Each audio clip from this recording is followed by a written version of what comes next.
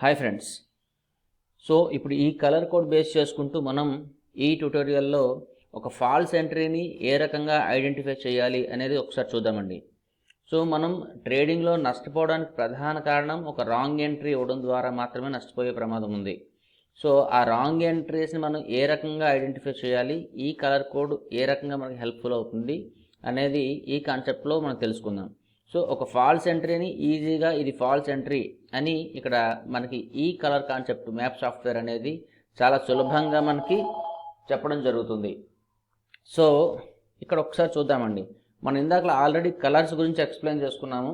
ఆ colours blue colour అంటే market పెరగబోయే అవకాశం ఉందని, రెడ్ కలర్ అంటే మార్కెట్ తగ్గే అవకాశం ఉందని, యాజ్ వెల్ వైట్ అంటే న్యూట్రల్ అని మనం ఇందాక మాట్లాడుకున్నాం.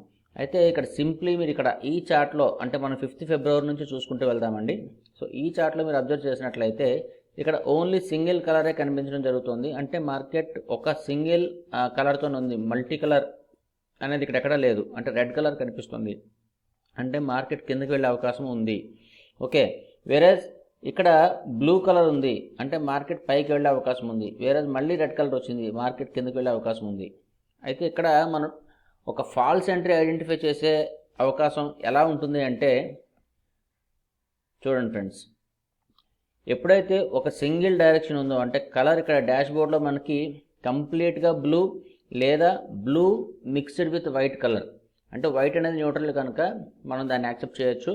సో దట్ డాష్ బోర్డ్ మొత్తంలో బ్లూ కలర్ ఉండి వైట్ కలర్ ఉన్నప్పటికీ కూడా అది clear upside price movement ఉంది అనే విషయం మనం క్లియర్గా చెప్తున్నప్పుడు మనం అక్కడ సెల్ పొజిషన్ తీసుకునే ఆలోచన చేయకూడదు. అంటే అలాంటి సందర్భంలో మీరు సెల్ అనేది చేసినట్లయితే నష్టపోయే ప్రమాదం ఉంది. ఇక్కడ మీరు అబ్జర్వ్ చేసినట్లయితే పర్టికులర్లీ క్లియర్లీ బ్లూ కలర్ చూపిస్తున్నాయండి. అంటే ఇక్కడ నుంచి మార్కెట్ పెరిగే అవకాశం ఉంది. అలా అన్నంత మాత్రాన్ని ఇక్కడ నేను ఎక్కడ మీకు ఇది ఎంట్రీ పాయింట్ అని చెప్పట్లేదండి. ఒకసారి మనం ఇక్కడ మాట్లాడుకుంటున్నది ఓన్లీ ఒక ఫాల్స్ ఎంట్రీని ఏ రకంగా ఐడెంటిఫై చేసి మనం తప్పు ఎంట్రీ ఇవ్వకుండా ఉండాలి అన్న కాన్సెప్ట్ గురించి మాత్రమే ఈ లెసన్లో డిస్కస్ చేసుకుంటున్నాం. అందుకని ఒక ఫాల్స్ ఎంట్రీ ఏ సందర్భంలో ఇవ్వకూడదు అన్న దాని గురించి మనం ఆలోచిద్దాం. ఆ రకంగా పర్ఫెక్ట్గా ఫర్దర్ మనం ఎప్పుడు కూడా రాంగ్ ఎంట్రీ ఇవ్వకుండా జాగ్రత్త పడదాం. సో ఇక్కడ ఒక కంప్లీట్ డైరెక్షన్ అన్ని బ్లూ కలర్సే ఉన్నప్పుడు మార్కెట్ పెరిగే అవకాశం ఉందనే విషయాన్ని మనకు ముందుగానే క్లియర్గా చెప్తోంది ఫ్రెండ్స్. సో ఇలాంటి సందర్భంలో మీరు ఎటువంటి సెల్ ఆపర్చునిటీ కోసం కానీ సెల్ ఇచ్చే ప్రయత్నం కానీ చేయకూడదు. ఓకే, సో మరొక సందర్భంలో చూసినట్లయితే ఈ పర్టికులర్ ఏరియాలో ఇక్కడ మీకు ఈ రెడ్ కలర్స్ కనిపిస్తున్నాయి, యాజ్ వెల్ ఇక్కడ 4 and 5 ఛానల్స్ బ్లూ కలర్ కనిపిస్తున్నాయి. అంటే దీని అర్థం ఇక్కడ పర్టికులర్లీ రెడ్ అంటే మార్కెట్ కిందకి వెళ్ళే అవకాశం ఉందని మనం చెప్పుకుంటున్నాము, బ్లూ కలర్ అంటే మార్కెట్ పైకి వెళ్ళే అవకాశం ఉందని చెప్పుకుంటున్నాం. సో అంటే ఇక్కడ మల్టీ కలర్ ఉన్నది ఈ పర్టికులర్ టైం ఏదైతే మనం చూస్తున్నామో, ఈ మల్టీ కలర్ ఎప్పుడైనా మీకు ఈ డాష్ బోర్డ్లో ఈ రకంగా ఉన్నప్పుడు ఇక్కడ చూడండి కొన్ని బ్లూతో ఉన్నాయి, కొన్ని రెడ్తో ఉన్నాయి.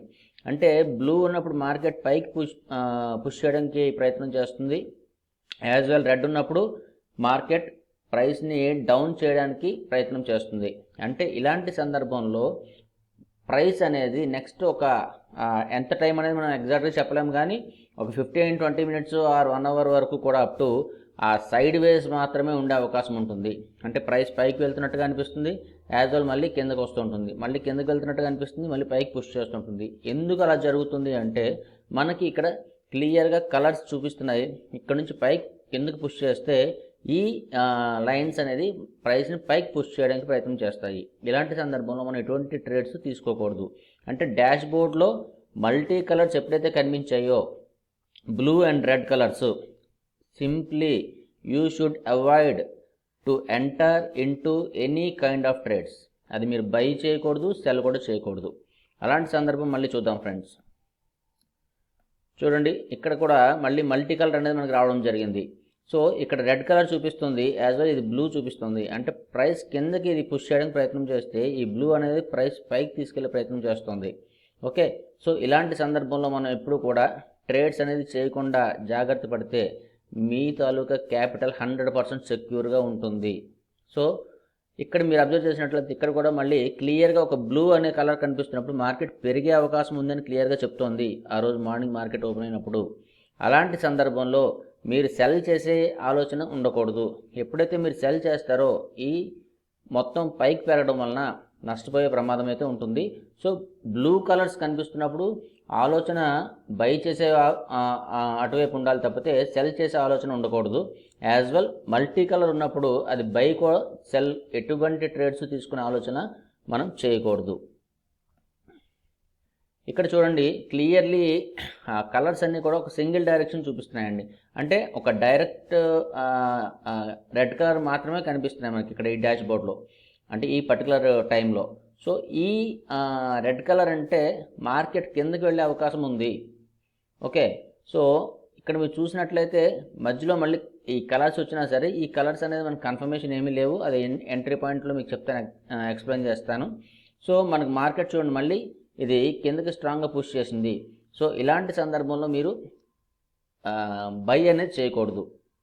అంటే క్లియర్గా మనకి కలర్ రెడ్ చూపిస్తున్నప్పుడు బై చేయకూడదు, బ్లూ చూపిస్తున్నప్పుడు సెల్ చేయకూడదు.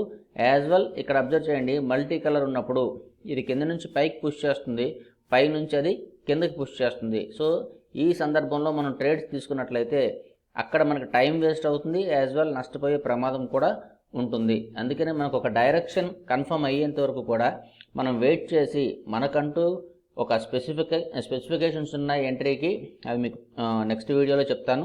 సో ఆ ఎంట్రీ కండిషన్స్ వచ్చిన తర్వాత ప్రాపర్ ట్రేడ్స్ మనం చేసుకుంటూ సెక్యూర్ జర్నీ అనేది మనం చేద్దాం.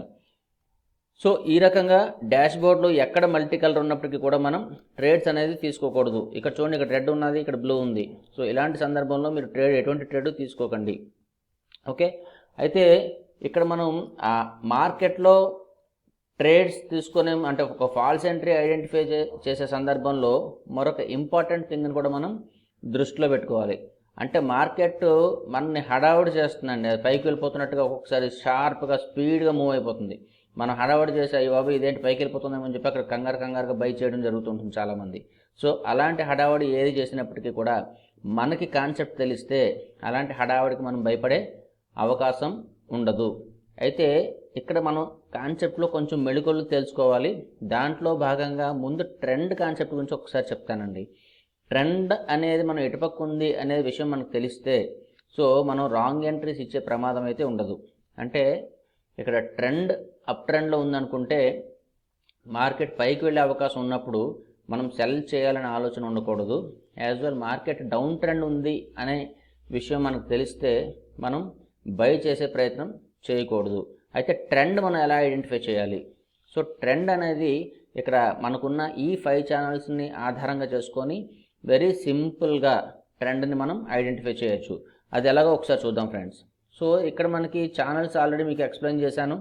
ఈ ఛానల్స్లో 1, 2, 3 ఛానల్స్ అండ్ 4, 5 ఛానల్స్ 5 ఉన్నాయని చెప్పాను. 1, 2, 3 ఛానల్స్ని ఛానల్స్గా చెప్తున్నాము. 4th లైన్ని ట్రెండ్ లైన్ అని, 5thని సూపర్ ట్రెండ్ లైన్ అని చెప్తున్నాము.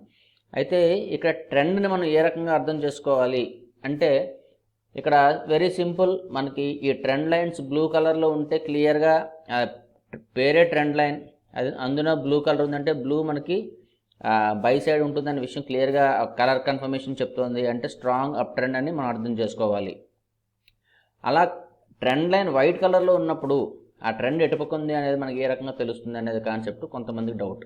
అయితే ఇక్కడ వెరీ సింపుల్ ఫ్రెండ్స్. ఇక్కడ 1, 2, 3 ఛానల్స్ ఏవైతే ఉన్నాయో ఈ 1, 2, 3 channels either 4th are 5th line కన్నా, అంటే ఈ 2 ట్రెండ్ లైన్స్ కనుక పైన ఉన్నంత వరకు మార్కెట్ పైకి జర్నీ చేయడానికి ఇష్టపడుతుంది.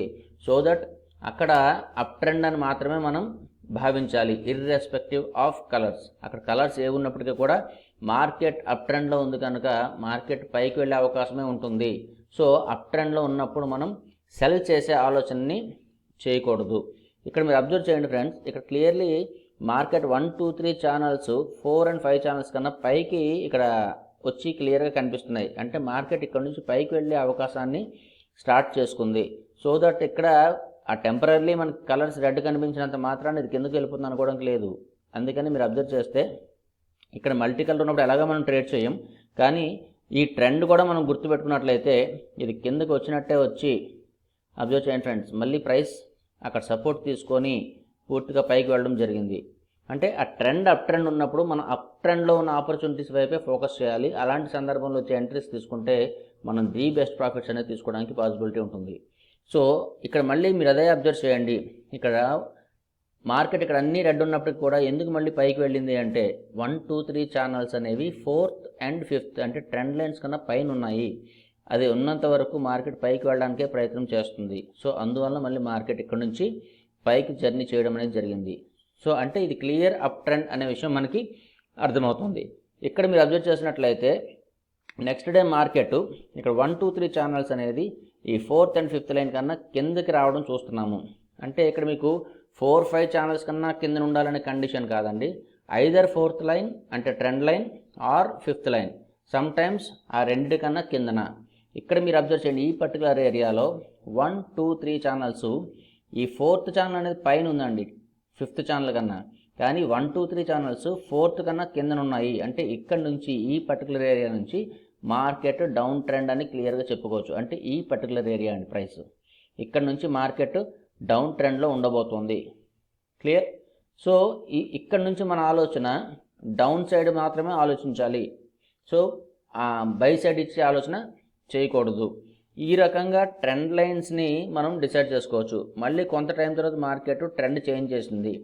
సో ఎప్పటికప్పుడు మార్కెట్ బిహేవియర్ చేంజ్ అవుతూ ఉంటుంది, అది మన అందరికీ తెలిసిన విషయమే. అయితే ఆ చేంజెస్ని మనకి ఇక్కడ ఈ కాన్సెప్ట్ క్లియర్గా ఎటువంటి కన్ఫ్యూజన్ లేకుండా మనకి ఒక పర్ఫెక్ట్గా డైరెక్షన్స్ అండ్ కలర్ కాన్సెప్ట్స్తో మనకి ఈజీగా అర్థమయ్యేలాగా ఆ సిగ్నల్స్ని అంటే ఆ సైనేజ్ని మనకి అందిస్తుంది. ఈ రకంగా మీరు ఆ ట్రెండ్ని మీరు అర్థం చేసుకొని మనం ట్రేడ్ చేసుకోగలిగితే రాంగ్ ఎంట్రీస్ నుంచి పూర్తిగా మనం అవాయిడ్ చేసి సక్సెస్ఫుల్గా మన తాలూకా క్యాపిటల్ని 100% సెక్యూర్గా ఉంచుకోవడానికి పూర్తి అవకాశం అయితే ఉంటుంది. మన దగ్గర మన క్యాపిటల్ పూర్తి భద్రంగా ఉన్నంత వరకు ఒక ట్రేడర్గా మనం ఎన్ని ప్రయత్నాలన్నా చేయొచ్చు. సో అలా మన క్యాపిటల్ని సెక్యూర్గా ఉంచుకోగలిగినప్పుడు మనం 25% ట్రేడింగ్ కాన్సెప్ట్లో సక్సెస్ఫుల్గా ఉన్నామని అర్థం. అయితే ద నెక్స్ట్ కాన్సెప్ట్ ఏంటి అంటే నా క్యాపిటల్ని సెక్యూర్గా ఉంచుకోగలిగాను, అయితే నా క్యాపిటల్ని పెంచుకోవాలి అన్నప్పుడు ఏం చేయాలి? సో పెంచుకోవాలి అన్నప్పుడు మనం ఎగ్జాక్ట్గా ఎంట్రీని ఐడెంటిఫై చేయాలి. సో నెక్స్ట్ పార్ట్లో ఎగ్జాక్ట్ ఎంట్రీ గురించి తెలుసుకుందాం ఫ్రెండ్స్. Thank you.